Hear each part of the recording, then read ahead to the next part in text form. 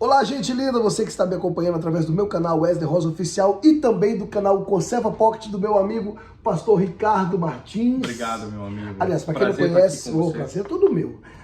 De verdade, estamos aqui nos Estados Unidos da América e o Pastor Ricardo, ele recebeu de Deus uma missão muito linda, mas não foi uma missão assim no estalo de dedo não, ele vem estudando o que nós vamos falar há muito tempo, ele é um estudioso do comunismo na igreja. Isso para quem pensa, pastor Ricardo, que é algo ideológico ou de algum partido ou que tem a ver com direita e esquerda, mal saber de quantos séculos e quando começou tudo isso e o quanto a igreja está contaminada pelo comunismo. E é isso que nós vamos falar agora, comunismo na igreja. Pastorzão, quando começou isso, pastor Ricardo? O comunismo dentro da igreja, ele primeiro começou a ser instaurado por Karl Marx, dentro daquela invasão que eles tiveram em 1848 da Alemanha. Eles tentaram organizar uma revolta dentro da Alemanha e ali eles não tiveram sucesso naquela revolta. E aquela revolta era exatamente para poder tentar conquistar o espaço marxista dentro da sociedade alemã daquela época. Frustrados os planos, alguns deles vieram para os Estados Unidos. E como os americanos, o brasileiro bebe muito da teologia americana durante muito tempo. Sim, a cultura americana entra e é uma referência, acaba sendo uma referência. Exatamente, e acabou que o brasileiro recebeu muito dessa teologia. Então, como os marxistas foram parar nos Estados Unidos, eles se organizaram muito. Existem registros históricos e documentados de que comunistas fizeram parte até mesmo do exército de Abraham Lincoln. Uau! E que eles se organizaram na região de Michigan. E ali eles fundaram várias organizações e sociedades que depois culminaram na constituição do Partido Comunista Americano. Então não tem a ver com uma ideia política, é uma mudança mesmo de mentalidade, de uma ideologia, não é apenas política. Agora, quando que isso surgiu dentro da igreja? Dentro da igreja, abertamente, isso começou em 1919. Uau! 1919, nos Estados Unidos, eles criaram uma federação socialista metodista, chamado de Methodist Socialist Federation, criado por um teólogo, professor universitário e pregador do evangelho. Uau. Então, o nome dele é Robert Ward Jr. O que o Robert Ward mais pregava dentro dessa ideia dele? Ele pregava justiça social através de uma leitura operária do evangelho. E ali, essa leitura operária do Evangelho implementou a filosofia de Karl Marx lá dentro. E esse foi o primeiro fronte comunista antes de culminar na constituição do Partido Comunista Americano. Exatamente. E ali, naquela época, no início de 1900, ali nós já haviam vários movimentos sociais. Trabalhadores, pessoas humildes. E esses movimentos foram tomando conta de uma região muito operária, que era a região de Michigan. Ou seja, aquela coisa de buscar os de baixa renda, os menos privilegiados, aquela política somos a política do trabalhador, do pobre, né? Mais ou menos o que acontece no Brasil com um camarada de 9 dedos lá, que a gente não precisa falar o nome, né? Eu sou metalúrgico, eu sou trabalhador, eu sou... Mas qual é que é a ideia por trás disso? Por que fisgar esse de baixa renda e principalmente no cristianismo? Porque eu quero entender isso, como que houve essa invasão no catolicismo, que chegou ao protestantismo. Quando eu consigo cooptar a camada baixa, eu começo a cooptar a camada alta. E nós vamos comprimindo as camadas sociais até conseguir entrar no meio delas. Uma vez eu conseguindo entrar na metade delas, eu consigo levar um todo comigo. E é isso que eles fizeram. Eles infiltraram na camada baixa. Os pobres. Exatamente, eles começaram a infiltrar dentro dos seminários teológicos. Cooptando professores, ditando novas metodologias de ensino. Não foi acidentalmente, não foi assim, você quer ser um professor? Não. Os comunistas estavam financiando professores para entrar dentro das universidades, cristãos protestantes, para que esses se tornassem intelectuais pensadores para desenvolver novas metodologias, filosofias e compreensões da teologia, para que isso conseguisse subverter aos poucos os seminários teológicos. E aí os livros que nós lemos no Brasil foram contaminados. os materiais teológicos sabotados.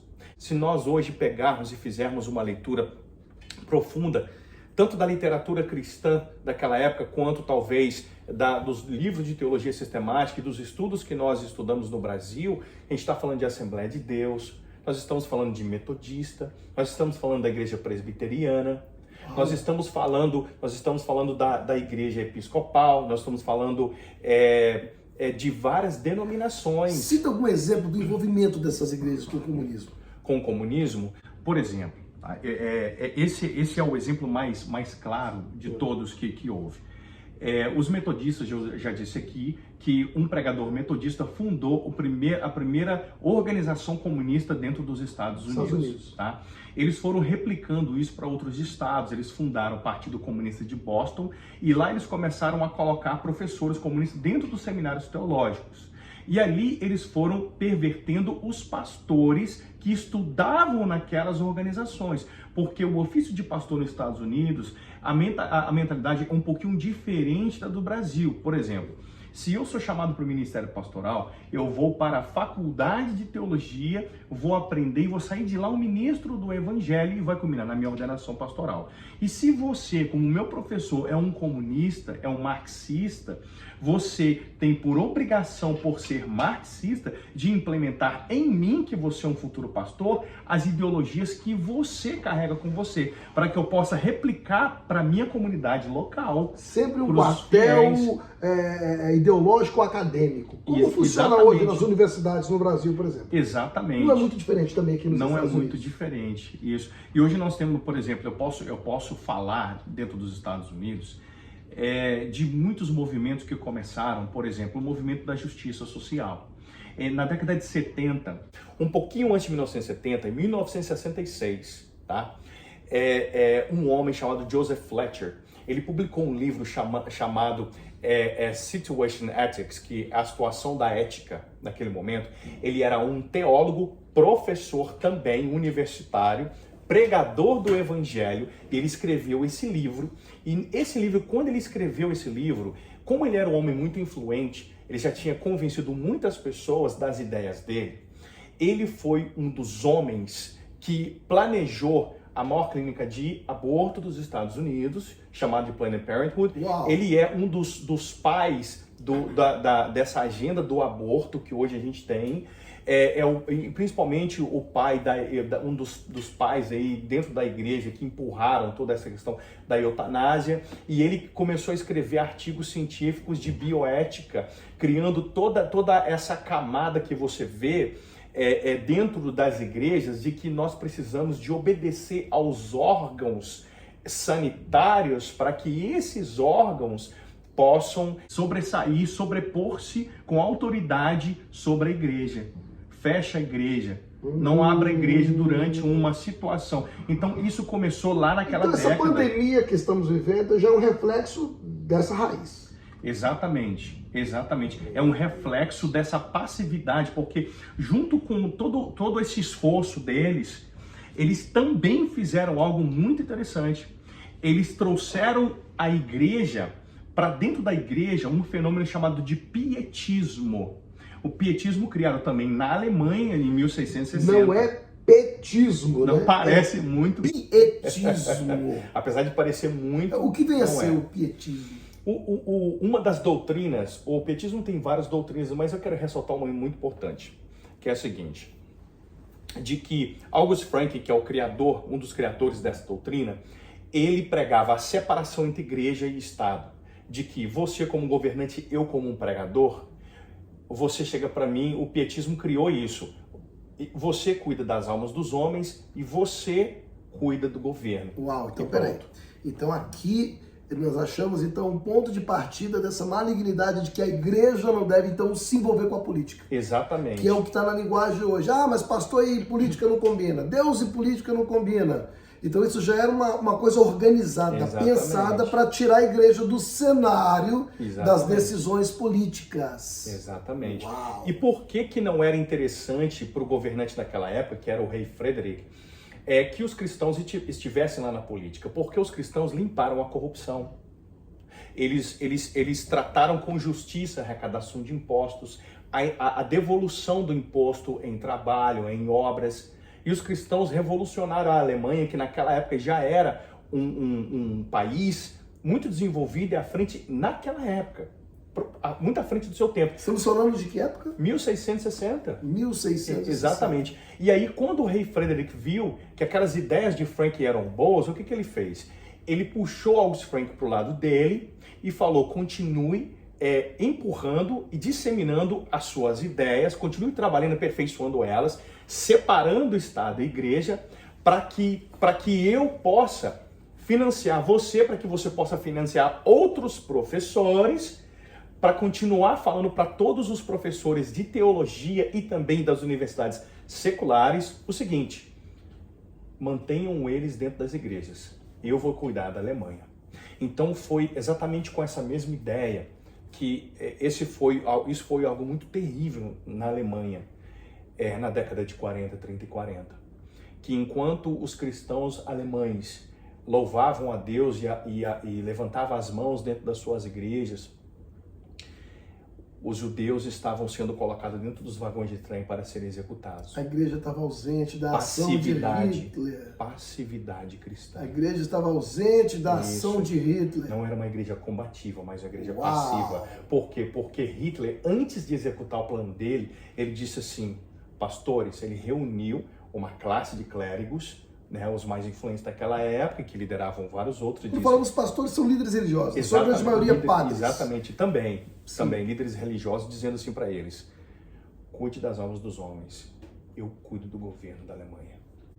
Então foi assim que eles fizeram, o plano perfeito de dominação. Então essa ideia de que o cristão não participa da política não é uma ideia que foi estabelecida à luz da Bíblia, pelo contrário, a Bíblia está repleta de ações de homens que estavam na política, mas a história foi implementada e intencionalmente colocada para quê? Para que eu e você acreditássemos que era separado. Então, o que me dá a entender que não era só uma política de uma socialização, era uma política de dominação, domínio. Exato. Ao ponto de que, se eu tenho o pobre comigo, eu vou então trabalhar nas pautas que vai favorecer o pobre. Vamos lá. Ele quer abortar, então vamos criar então um respaldo dentro do socialismo para o aborto. Pelo menos eu vou fazer o que eles querem, então temos eles conosco. Da mesma forma, nasce o feminismo, todas as ideias feministas que estão dentro das pautas comunistas, como nasce também todo o movimento que hoje tem o LGBTQI+, ZH e W, o alfabeto inteiro, que cada dia aparece uma sigla nova, mas qual que é a ideia? É isso que os pobres querem, ou seja lá o que o pobre quer, se enquadra porque temos que agradar o povão, a massa, então ok. Pensando assim, todas as ideias novas que surgem, como, eles querem banheiro neutro para o trans, para homem, mulher, ok, então vamos ceder. Eles querem, ou seja, não importa qual que é a defesa, qual que é a pauta, o que importa agradou a classe inferior? Agradou? Então, nós temos essa classe. Porque, afinal, não é dar um presente para eles, não é dar uma socialização para eles, é dominá-los. Exato. Dominando eles, a gente consegue reger o mundo. Migalhas. Nós temos o poder. Nós temos o poder porque eles estão conosco. Eles querem legalizar como profissão a prostituição, então vamos levantar um projeto de profissionalizar então as prostitutas. Então seja lá o que for, por isso que existem sempre essas pautas contrárias à direita. Então foge da política. É a quebra do princípio para o domínio da grande massa. Exatamente. Eles colocam pessoas moldadas e prontas para poder continuar empurrando as políticas públicas da forma com que eles querem, enquanto eles implementam por trás o plano de poder que eles querem e para poder fazer passar todas as agendas que eles querem. Por quê? Porque eles precisam de manter o pobre dentro de uma casinha onde justiça social, paz e tranquilidade é o mundo perfeito que eles querem. E isso é que a igreja cristã precisa combater, que chama-se passividade cristã. Eu vou te contar uma coisa. A maior arma que o comunismo tem chama-se paz. Parece doido, né? A maior arma. A maior arma do comunismo é a Não paz. entendi. Sim. Como seria isso? A paz para nós é a ausência de guerra. Sim. A paz para os comunistas é a luta até que eles dominem. Então haverá paz. Uau. E com esse discurso de paz, depois desse livro publicado de Joseph Fletcher, veio o movimento da paz. Porque você transforma os cristãos em seres passivos, que não mais protestantes, mas passivos, aceitando aquilo que eles implementam como políticas públicas, educacionais e sociais. Então eles dominam o seio público, o seio social, o educacional, para que tudo continue servindo a eles. Então é importante a gente entender exatamente isso. Como que eles querem? Através de uma paz que não é paz, eles fazem guerra. Através de uma ética que não tem ética, porque eles falam de ética sem ter ética. Eles querem uma teologia, eles querem um ensino bíblico conforme eles desejam. Uma leitura bíblica à luz do feminismo, à luz de todas essas agendas. Eu quero ser um liberalista, eu quero tirar o seio para fora numa manifestação, eu quero transar em público, eu quero queimar pneu e na minha reivindicação depredar, enfim, o que eles querem. Queremos então ação pró-aborto. Então, eles vão encontrar desculpas bíblicas para isso. Eles vão sempre buscar uma desculpa na Bíblia para poder basear suas decisões. Sabe qual é a desculpa deles? É que Jesus era socialista.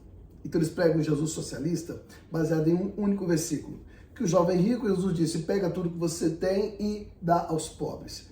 E eles não entendem que essa passagem é uma passagem da Tzedakah. Jesus era judeu. Quando Jesus disse, pega tudo e dá aos pobres, é porque na Tzedakah diz que quando você lança, você dá, multiplica sobre você a bênção. Olha o que Paulo fala sobre a Tzedakah. Ele fala que quando você dá, quando você abençoa, Deus multiplica a sua sementeira. Ora, você vai multiplicar a sua sementeira, quer dizer que você vai ficar mais poderoso. Você tinha um patrimônio, você dobra para 2. É um modo figurativo de fazer entender que quando você dá essa ajuda, você ativa nos céus, é um princípio. Então, vem uma bênção, vem conexões, vem propostas, vem emprego, vem novas companhias. Alguma coisa acontece que aquela pessoa sai abençoada. Então, se ela sai abençoada, ela já se desnivelou daquele que não tem. Porque a lei da Tzedakah e a Bíblia diz isso, que é você ter para dar ao pobre. Jesus até aborda dizendo, pega e dá aos pobres. Qual que era, então, a proposta de Jesus na lei da Tzedakah? Se o jovem rico desse ao pobre, ele não se chamaria hoje o jovem rico, se chamaria o jovem milionário, porque ele teria dobrado o patrimônio dele. Exato. O homem disse isso, eu já fui moço, hoje eu sou velho, mas eu nunca vi um justo, ou seja, um praticante da Tzedakah. Eu nunca vi um justo e nem a sua descendência mendigar o pão. O que é descendência? Filho, neto, bisneto, tataraneto. Ele está dizendo, se você abençoar um justo, né? Um justo, porque a palavra justo é tzedek, em hebraico. Tzedek quer dizer ajuda humanitária. Então a gente pensa que justo é o cara que não mente, que não peca, que não... Não. Esse cara, ele é o bom caráter. O justo é o cara que ajuda o próximo. Então aqui quebra o socialismo. Provavelmente essa palavra justo, essa interpretação do justo também tenha sido distorcida. E você está esclarecendo para o nosso público. Exato, porque o justo foi escrito para o povo hebreu. Então, para eles tem um significado. Na nossa cultura, não. O cara é justo porque ele não mente, porque ele não rouba. Não, ele é bom caráter. O justo é aquele que ajuda o próximo. Então, um judeu consegue detectar um ateu justo, um espírita justo, protestante justo, porque para ele não basta ter uma denominação, uma religião, basta ajudar o próximo. Sim. É isso que o judeu praticante da Tzedakah, Jesus, estava dizendo ao jovem rico. Dá tudo aos pobres. Ou seja, se ele fosse inteligente e tivesse dado aos pobres, ele teria ampliado o seu patrimônio. Era uma forma de deixar mais rico. Agora, se está dizendo que vai aumentar o seu fruto de justiça, segundo a carta de Paulo aos Coríntios, capítulo 9, versículo 8, que vai aumentar. Mas se vai aumentar, que está querendo dizer que vai deixar você então mais rico? Para que você cometa o quê? Faça o quê? Toda boa obra, ou seja, que você ajude pessoas. Então essa ajuda não era social, é porque tinha alguém muito bem financeiramente ajudando alguém muito obedecendo mal. Obedecendo os princípios bíblicos. Ajudando alguém muito mal financeiramente. Se tem alguém que se aposta da bênção de que vai aumentar o seu patrimônio porque você está fazendo bem, significa que você tem que estar sempre bem para ajudar quem não tem. Isso é uma desconstrução do socialismo, que prega o contrário, que você tem que estar no mesmo nível. Comunismo. Ué, Comuna. como que você vai estar comuna se Deus está dizendo que você vai ser mais abençoado e vai multiplicar a sua sementeira para você ajudar os pobres? E nós vamos desconstruindo esse misticismo. Não faz sentido. Não faz. Não faz sentido. Então, muito bem, entendi. Então, a massa dominada por uma ideologia de domínio, né, de poder e completamente diabólico. Porque todas as pautas, seja ela do feminismo, seja Black Lives Matter, porque como você vai pregar em uma igreja que vidas negras importa, e eu tenho lá um irmão branquinho dos olhos azuis, que também tem uma condição precária como negro. Eu conheço vários garis que moram debaixo da ponte, ou que não têm emprego, ou que está passando... E são brancos. Sim. Né? Tivemos agora na Ucrânia uma grande massa de pessoas pobres, branquinhos, lourinhos, na Ucrânia, na Europa. Existe. E como é que eu posso gritar vidas negras importam? Eu posso falar porque eu sou negro. Se você falar da mal, o nego te processa. Eu tenho lugar de fala. Então é muito bom o que você está dizendo, porque nós estamos entendendo que o comunismo não é uma aplicação política atual. Isso é uma coisa projetada, arquitetada, malignamente filtrada na igreja. Exatamente. Olha de quanto tempo você está trazendo para a gente. Lá de trás, 1848, década de 20, década de 60, e agora, atualmente, a gente está vendo isso acontecer numa larga escala. Muitos dos pastores famosos americanos estão abraçando essas ideologias, essas pautas e essas doutrinas. Sim. Um deles chama Rick Warren. Ah, não. Sim.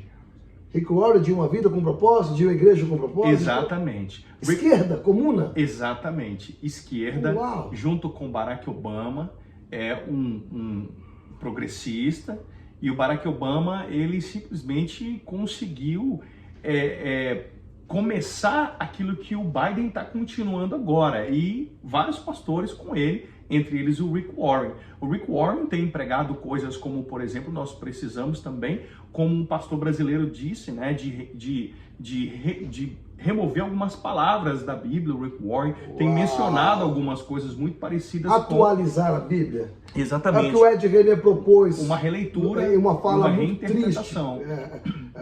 Temos que, então, adaptar a Bíblia. Até na ocasião, eu coloquei para o Ed René, como é que nós vamos adaptar a Bíblia se Jesus já vem adaptando sem ter que mudar a Bíblia? Por exemplo, Jesus, a lei dizia que tinha que apedrejar uma mulher. Jesus foi lá e adaptou sem mexer em uma palavra. O que ele fez? Não apedrejou, ele adaptou. Ou seja, essa adaptação para o tempo que foi escrito as leis, né, com Moisés, e para o tempo de Jesus mudou bastante. Sim. Ele não precisou atualizar a Bíblia, ele atualizou com uma atitude. A atitude dele foi, ao invés de matar ou apedrejar a moça, ele decidiu amar. Então você, com a sua própria vida, você pode atualizar a Bíblia sem mover ela, sem mexer ela, em detrimento daquilo que é conveniente, porque é conveniente manter o homossexual na igreja. Então, Exato. Ao invés de eu pregar para ele o que eu acho biblicamente que tem que ser pregado para o ato do homossexualismo, o que eu vou fazer? Eu vou mudar a Bíblia para aceitar ele, porque ele tem um dízimo interessante. Exatamente. Então, como ele é um bom dizimista, eu vou atualizar a Bíblia para não perder. Eu preciso tirar a culpa dele.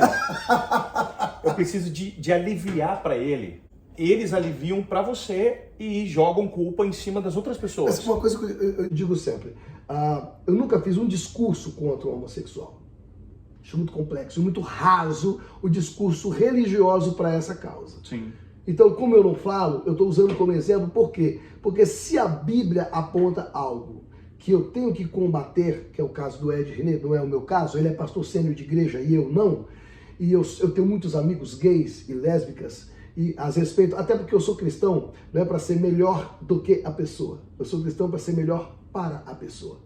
Então, ele tem que dar uma posição como líder. Já que ele não encontra um respaldo bíblico, ele vai para a câmera e fala que tem que atualizar. Sim. Só que eu tenho um vídeo, se você me permitir, eu posso editar o vídeo aqui na nossa entrevista. Eu vou editar falas do Ed René para você ver que o negócio é mais profundo. Eu vou colocar o Ed René dizendo que ele é a favor da descriminalização da maconha, do aborto, da união estável entre homem com homem ou mulher com mulher, Veja a cena. Legalização da maconha. Sou a favor da legalização não, descriminalização das drogas. Opa. Ou descriminalização da maconha. Legalização do aborto. Descriminalização do aborto. Sou a favor. União civil entre pessoas do mesmo sexo. Sou a favor. Ali, é o que nós assistimos agora. Triste. Pastor Wesley, esses absurdos que a gente ouve é resultado da teologia marxista. É resultado de um homem que abraçou o universalismo, ele está anulado o Antigo Testamento, deixado de lado, relativizado o Antigo Testamento, para poder fazer com que o Novo Testamento se encaixe nas camadas sociais, falando de uma forma convincente, transformando e subvertendo os valores. E ele não quer subverter, ele quer inverter. Só que porque como ele não pode inverter de uma vez, ele precisa de subverter. Subverter, como ele faz? Desconstrói. Eu estou desconstruindo hoje, desconstruo mais um pouco amanhã, eu estou desconstruindo um pouco amanhã. E eu ataco as feridas sociais das pessoas, porque o brasileiro, ele ainda não consegue socialmente ainda compreender num todo a nocividade disso. E a profundidade do abismo que isso pode abrir. E por ele não saber ainda na sua amplitude, ele tem buscado formas de sobreviver no meio disso. Uau. Apoiando o nosso atual presidente Jair Bolsonaro, buscando cada vez mais se apaixonar pelo seu país, saindo às ruas e tudo. Mas é muito importante o brasileiro entender, eu sempre falo isso, que ninguém precisa de saber de tudo. Mas uma coisa nós precisamos saber: os inimigos. Quem são os nossos inimigos? Quem são os nossos inimigos? Como eles operam? Como que eles fazem? E sabe aonde que eles vão? É aí que nós precisamos de mudar isso. E eu quero convidar todas as pessoas que vão assistir e você também me ajudar e vamos juntos para a gente poder mudar isso. Dentro das universidades, dos seminários teológicos, das faculdades de teologia, das faculdades de missiologia, Excelente. Os professores de teologia, escute isso. Timothy Keller, um autor famosíssimo, baseado em Nova York, ele tem buscado andar com pastores e pessoas que carregam a teologia marxista com eles, o marxismo cultural junto com eles.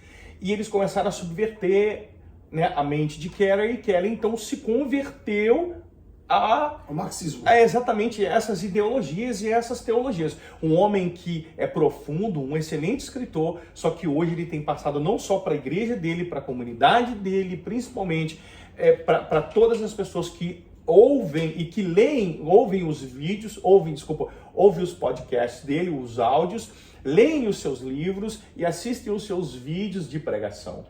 Matt Chandler, que é outro muito conhecido entre o meio reformado também. Então a gente precisa de entender que o brasileiro bebe muito, come muito da literatura o que alimenta os americana. pensamentos, por exemplo, do Gondim, do Ariovaldo. Exatamente. Lamentável. Eles comem do René Padilha, né, da Missão Integral, que é exatamente uma releitura, é como se fosse um primo, um pária da teologia da libertação. Só que muito se fala, pastor Wesley, da teologia da libertação dentro da igreja brasileira através de um contexto católico. E a gente está cansado de saber que Foro de São Paulo foi criado com a ajuda, né, dos marxistas dentro da igreja católica, da teologia da libertação. A gente está cansado de saber disso, que o PT foi criado por eles também. Ponto. Tendo falado isso, a igreja protestante, a igreja cristã evangélica, como eu falo protestante, eu falando evangélica, a igreja evangélica brasileira vem bebendo da teologia, da missão integral durante muitos anos, que é o quê? Que é a compreensão de que a justiça social não é a justiça de Deus, e nós sabemos disso. Só que a compreensão da justiça social eu dou para o pobre, eu continuo mantendo o pobre, enquanto isso, lá nas universidades, eu venho formando os novos pensadores. Então, a igreja se torna uma grande assistente social, mantendo o pobre, Enquanto isso, a igreja vem trazendo uma visão de que agora nós precisamos de formar os pensadores das próximas gerações. E aí vem todo tipo de lixo marxista dentro da teologia e dos ensinos bíblicos que, infelizmente, muitas igrejas brasileiras estão hoje ainda ensinando, até mesmo, é isso que é importante ressaltar, sem perceber. Pastores que seguem essas ideias marxistas, socialistas da igreja, temos cantores evangélicos hoje também se posicionando na esquerda.